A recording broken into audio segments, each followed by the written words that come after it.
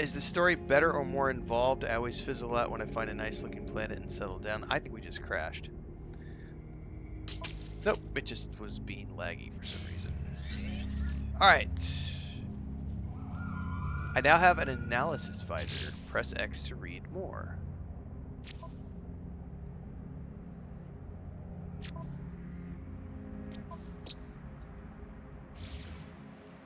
Okay. We need to test it. The analysis visor highlights points of interest as well as analyzes flora, fauna, or minerals to earn units, which is something that's interesting for later. Let me go inside this building real quick because I want to answer Chaos Meister's comment really quick while not getting frozen to death.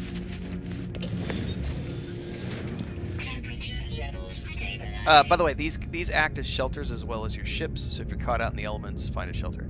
Is the story better or more involved? So the original playthrough that I have, which is about 85 hours, which is what I played in 2020. Jesus, when was that? I think it was 2024, like July or August of 2024. There was like 80 hours of storyline with that character. Like, it was pure storyline. There is around 100 hours if you. There's a lot of stuff that I didn't do because I had to move on to other games. But there is absolutely a narrative. So that first character that I played, I just did storyline. That's all I did for 85 hours of gameplay. There's a whole live stream series when I was first trying out No Man's Sky for the first time, and it was all just storyline. So there is absolutely a driving narrative behind everything. Matter of fact, I don't know if it's in our log right now, but like, yeah. So it's broken down into primary missions versus secondary missions. The primary missions are going to be like your main storyline, and then secondary missions are all sorts of little things that you're going to find along the way. So the autophage was the one I didn't do, Lady Atari, which is why I'm saying I stopped at around 85 hours because I had to go. I'm a variety streamer, so I have other things I have to do. So I didn't keep playing. I played No Man's Sky for 6 weeks or something. Um, I didn't do the autophage stuff. And then there was a whole quest line with like building a settlement that I didn't do. So I would argue there's about 100 hours of storyline that you can pursue, but it's not done in the way. Like, I had somebody comment on a TikTok yesterday, I really wish this game was like Mass Effect storytelling. And I was like, I don't. I don't want Mass Effect storytelling in this game. I want No Man's Sky to be No Man's Sky. I want Mass Effect to be Mass Effect. I want Cyberpunk to be Cyberpunk. I want Starfield to be Starfield. Stop trying to make all games the same. This game has a really unique storytelling method. You're going to talk to NPCs.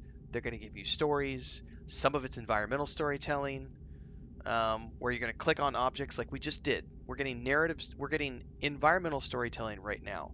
We're clicking on objects. We're getting broken up communications. There's no voiceovers. We're getting broken up communications that we read, and that tells us a story of someone who was here before and left parts behind. And then as we continue to go through, we're going to find out who that person was. We're going to be introduced to other characters along the way, and we're going to find out who those people are. And it's all done through environmental storytelling. And eventually you're going to get up to the space station in the anomaly, and you're going to meet NPCs who you talk to.